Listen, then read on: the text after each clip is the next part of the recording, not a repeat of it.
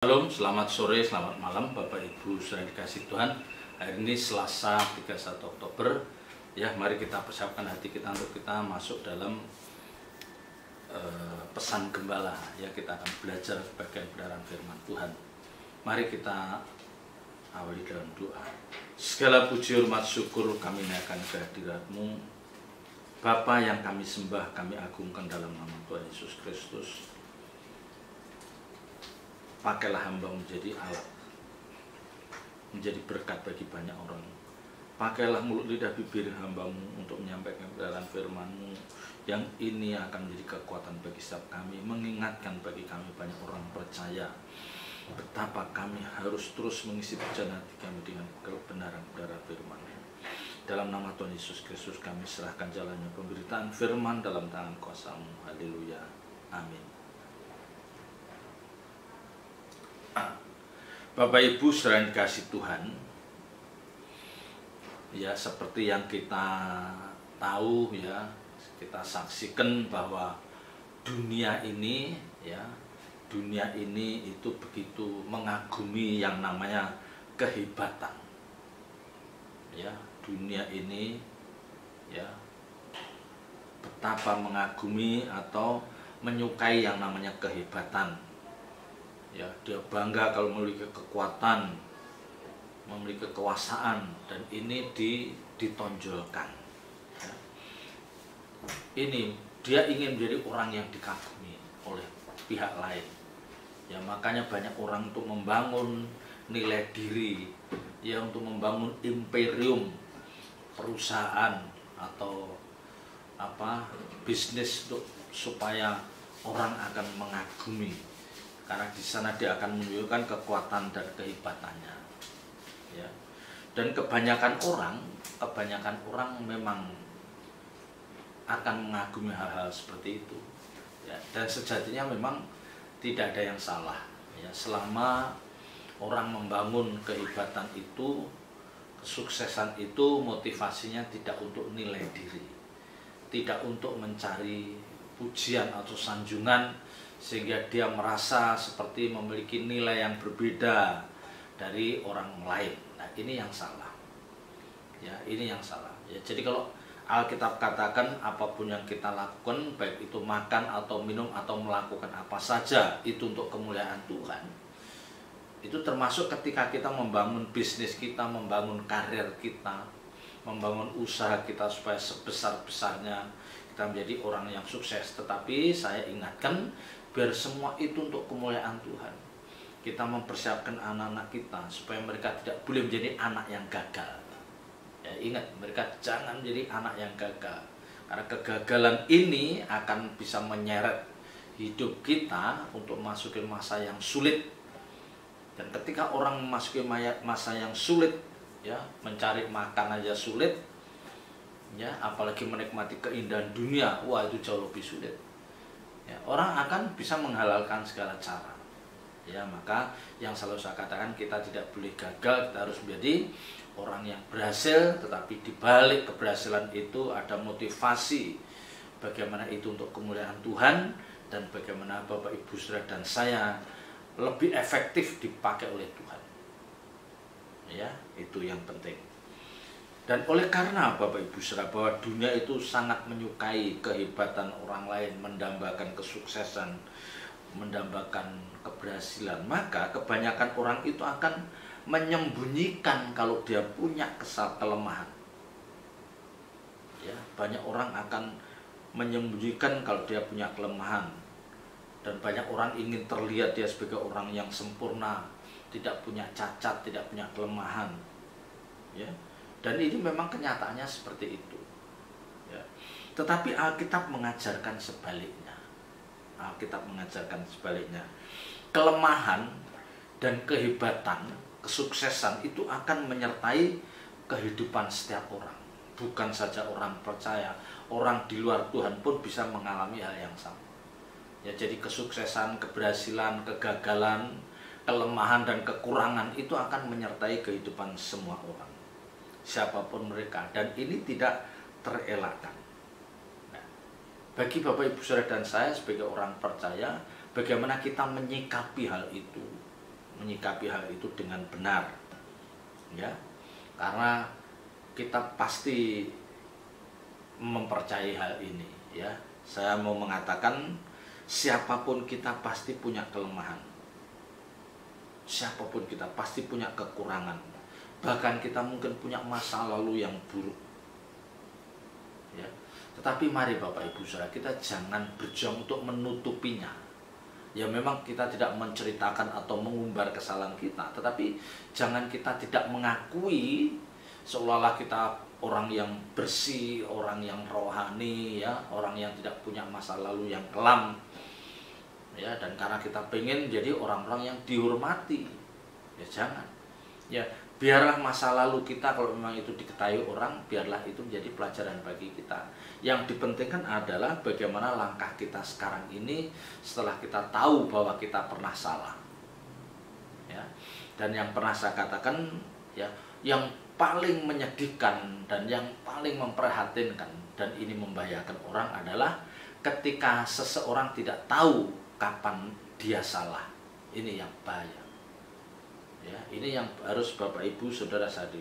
Ketika orang tidak tahu kapan dia salah, wah, ini merepotkan banyak orang. Karena kalau dia tidak tahu bahwa dia salah, jadi nanti apa artinya? Dia merasa benar, ya, sehingga dia memandang orang lain itu seperti lebih rendah dari dirinya, ya. Siapapun kita punya kelemahan, bahkan mungkin masa lalu yang buruk, tetapi kita tidak perlu menutupi atau berjuang untuk menutupinya, ya. Kita seperti hidup dalam, kita mau belajar mau mengusahakan hidup dalam kepura-puraan atau kepalsuan. Jangan, ya, jangan, ya. Biarlah orang tahu masa lalu kita, tetapi yang lebih penting adalah kita menyadari kesalahan kita dan kita punya komitmen untuk berubah, kita punya komitmen untuk meninggalkan semua itu. Dan itu yang lebih diapresiasi oleh Tuhan, ya. Dalam banyak ayat dalam Alkitab, Tuhan paling membenci orang-orang yang sok suci, orang-orang yang takabur, orang-orang yang sok rohani, ya. Memang kita harus rohani, kita harus jadi orang-orang yang rohani, bisa mengenakan kodrat ilahi, tetapi jangan kita sok rohani sementara kenyataannya kita belum rohani, ya. Jangan, ya. Saya menganjurkan untuk kita hidup dengan berpadan dengan apa yang ada, ya. Jangan hidup dalam kepalsuan, ya. Kita seringkali ketemukan ada orang tua yang selalu membanggakan anaknya, dan saya pernah melihat hal itu. Bagaimana seorang ibu itu selalu membanggakan anaknya, ya. Dulu, ya, beberapa tahun yang lalu namanya ranking itu, wah, menjadi prestis bagi keluarga itu. Sehingga ibu itu ketika tanya anaknya, oh ya, anak saya ranking 1, anak saya ranking 2, itu selalu terucap dari mulutnya, padahal kenyataannya tidak seperti itu, ya. Ya mungkin orang yang nanya itu tidak mengejar lebih jauh atau tidak ingin lebih tahu, tetapi sejatinya tidak seperti itu, ya. Jadi karena dia ingin membangun nilai diri sampai dia harus berkata dengan tidak jujur, membanggakan anaknya, ya, membanggakan cucunya, mantunya, ya. Padahal kenyataannya mungkin anaknya atau menantunya sedang menganggur, ya, belum dapat pekerjaan, tapi dia mengatakan, oh, bekerja di sana lagi, usaha di sini di situ, ya. Itu jangan dilakukan, ya. Bilang aja kalau sedang menganggur, ya, oh, lagi menganggur, dia lagi nunggu kerjaan baru, tidak masalah. Itu kan belajar untuk kita menerima apa adanya. Dengan ketulusan, dengan kejujuran itu justru Tuhan menghargai, ya. Jangan kita akan memulai hidup kita itu dengan kepalsuan, karena cepat atau lambat ini pasti terbuka kedok kita. Nah, ini justru yang malah nanti mempermalukan kita. Ini mempermalukan kita, ya. Alkitab tidak mengajarkan demikian, ya. Alkitab tidak mengajarkan demikian, ya. Orang percaya yang dewasa, orang percaya yang dewasa, dia justru akan memahami justru dalam kelemahanlah kekuatan Tuhan akan dinyatakan, ya. Itu orang percaya dewasa rohani gitu. Jadi ketika dia dalam kelemahan, itu justru disitulah kekuatan Tuhan dinyatakan. Artinya apa?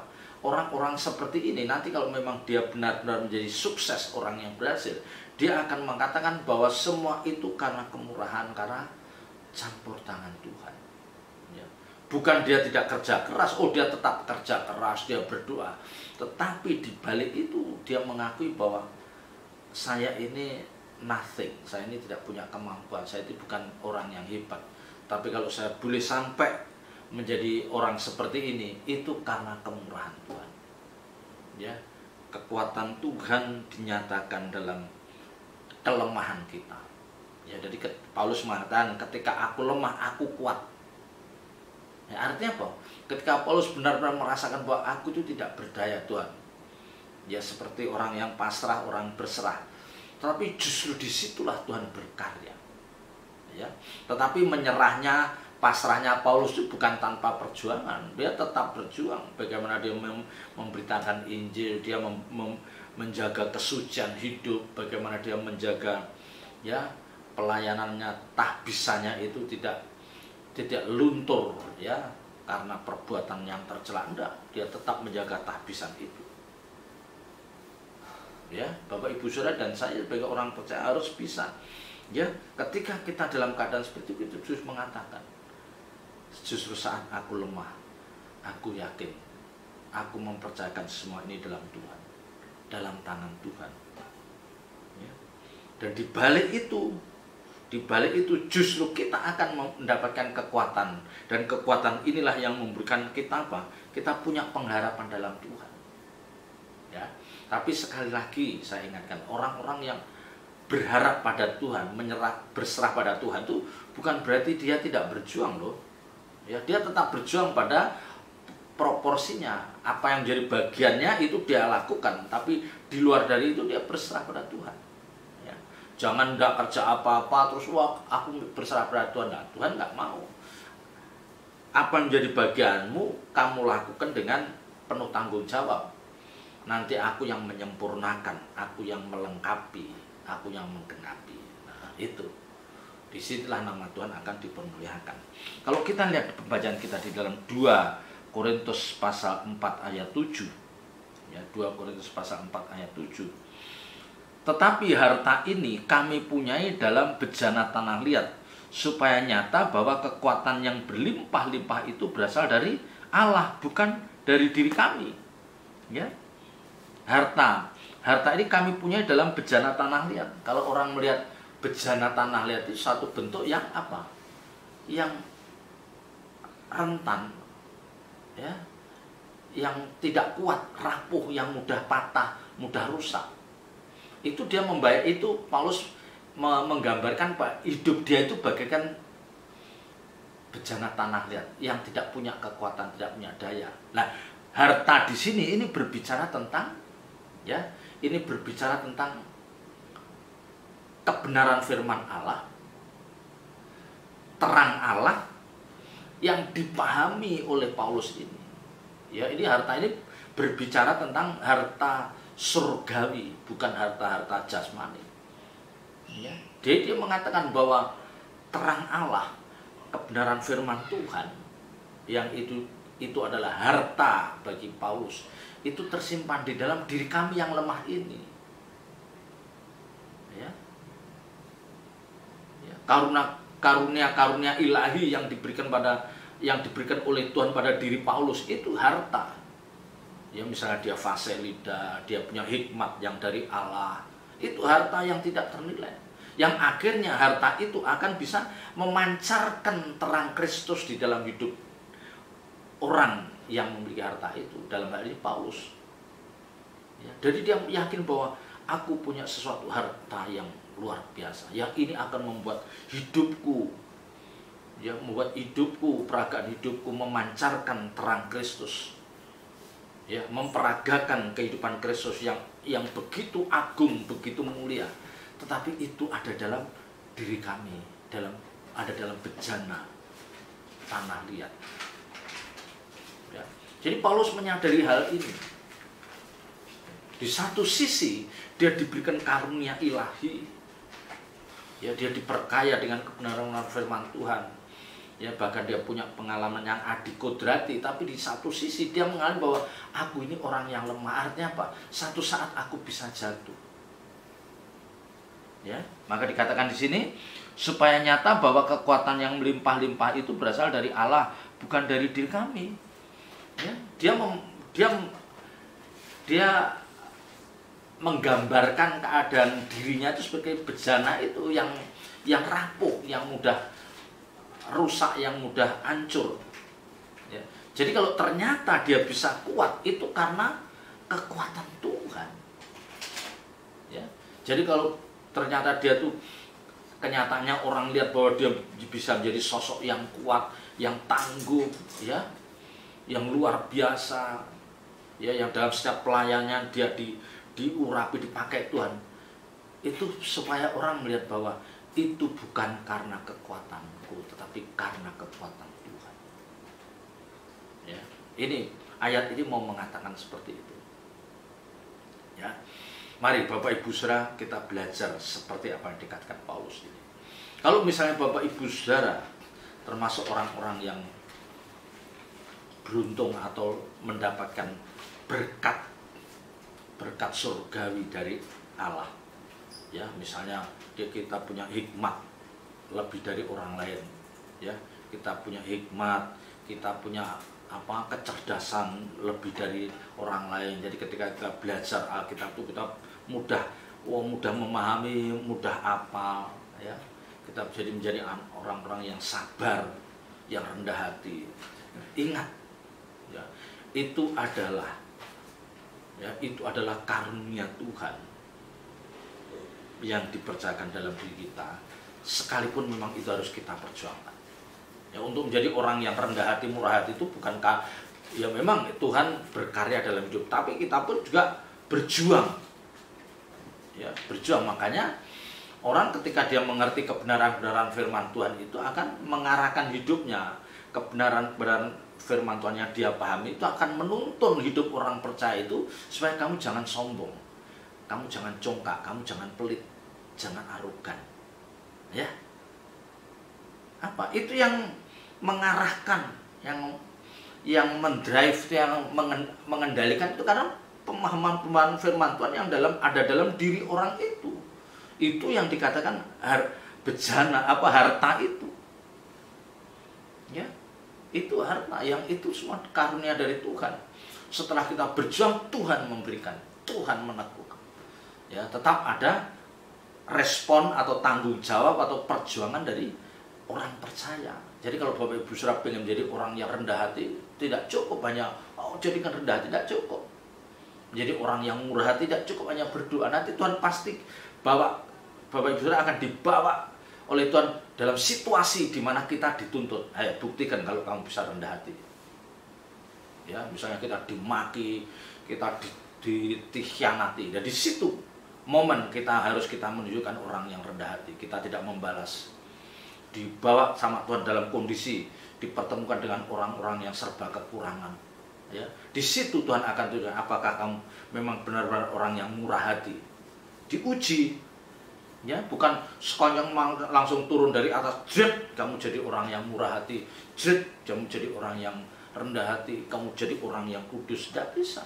Semuanya itu, ya, semua peristiwa yang kita alami itu dipakai Tuhan sebagai sarana untuk mendewasakan kita. Ya, maka disitulah kita belajar. Nah, orang yang bisa mengarah ke sana adalah orang-orang yang hidupnya itu dipenuhi oleh harta surgawi. Itulah kebenaran firman Tuhan. Ya, itulah kebenaran firman Tuhan yang akhirnya kita bisa wujudkan dalam peragakan hidup kita, sehingga kita bisa memperagakan sebagai orang-orang percaya yang yang agung, yang mulia. Ya. Jadi harta itu memang bisa kita wujudkan. Ayat 8. Dalam segala hal kami ditindas namun tidak terjepit, kami habis akal namun tidak putus asa, kami dianiaya namun tidak ditinggalkan sendirian, kami dihempaskan namun tidak binasa. Ya. Jadi Paulus itu mengalami berbagai masalah. Mulai dari hajaran secara fisik dia diajar, ya secara psikis dia harus menghadapi banyak musuh. Tapi Paulus katakan itu semua kuat, ya. Katakan bahwa dalam segala hal kami ditindas namun tidak terjepit. Ditindas tapi tidak terjepit. Kami habis akal namun tidak putus asa. Ya. Dan disinilah Paulus merasa sebagai orang lemah, tapi kenyataannya apa? Dia kuat. Maka dia katakan, aku ini bagaikan harta itu bagian dalam bejana tanah liat. Aku ini hanya seperti bejana yang rapuh, yang mudah hancur, ya. Tetapi kalau ternyata aku kuat, itu karena Tuhan yang berikan kekuatan. Ya, jadi Bapak Ibu Saudara diajarkan kalau kita kuat itu karena Tuhan.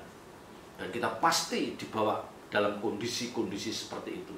Yang Paulus katakan, kami dianiaya namun tidak ditinggalkan sendirian, kami dihempaskan namun tidak binasa.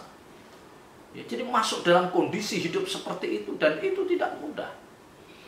Ya, tapi kenapa saya merenung kenapa Paulus begitu kokoh, tough, kuat menghadapi semua itu? Karena dia punya keyakinan bahwa aku mempercayai Allah yang hidup. Aku melayani Tuhan yang tidak pernah meninggalkan aku. Dikatakan dia tidak pernah ditinggalkan. Ya, tentu orang-orang seperti Paulus ini adalah yang sering saya katakan itu asetnya Tuhan. Jadi asetnya Tuhan. Nah, sekarang saya mendorong bagaimana Bapak Ibu Saudara dan saya menjadi aset Tuhan. Kalau kita sudah menjadi aset Tuhan, ya, menjadi barang yang berharga bagi Tuhan. Jadi Tuhan menganggap bahwa kita, Bapak Ibu Saudara, ini sebagai orang yang berharga di mata Tuhan. Yang Alkitab katakan, ini biji mataku. Pasti Tuhan tidak membiarkan kita disentuh, diganggu oleh orang-orang yang tidak bertanggung jawab. Ya. Nah, masalahnya bagaimana kita membawa hidup kita itu menjadi aset Tuhan, itu yang tidak mudah. Ya. Karena setiap kita selalu ada kesempatan untuk menerima harta surgawi. Itulah kebenaran-kebenaran firman Tuhan.